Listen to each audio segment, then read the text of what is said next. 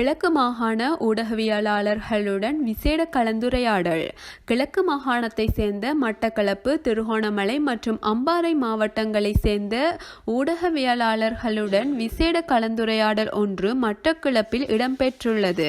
குறித்த கலந்துரையாடல் நேற்றைய தினம் மட்டக்களப்பு மாவட்ட செயலகத்தில் முன்னெடுக்கப்பட்டுள்ளது.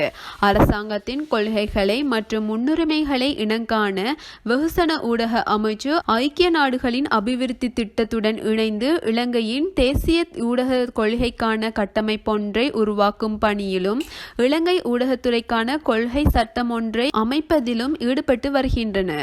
வழிநடத்தல் குழு அதற்கமைய வெகுசன ஊடக அமைச்சினால் கல்வியாளர்கள் மற்றும் ஊடகத்துறையினர் நிபுணத்துவம் பெற்றவர்களை உள்ளடக்கி வழிநடத்தல் குழு ஒன்று ஸ்தாபிக்கப்பட்டுள்ளது.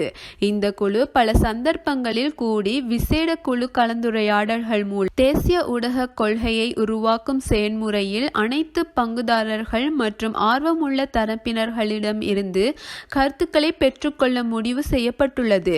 இதன் அடிப்படையில் வெகுசன ஊடக அமைச்சின் ஏற்பாட்டில் மட்டக்களப்பு, திருகோணமலை மற்றும் அம்பாறை மாவட்டங்களை சேர்ந்த ஊடகவியலாளரான விசேட கலந்துரையாடல் இன்று மேற்கொள்ளப்பட்டுள்ளது.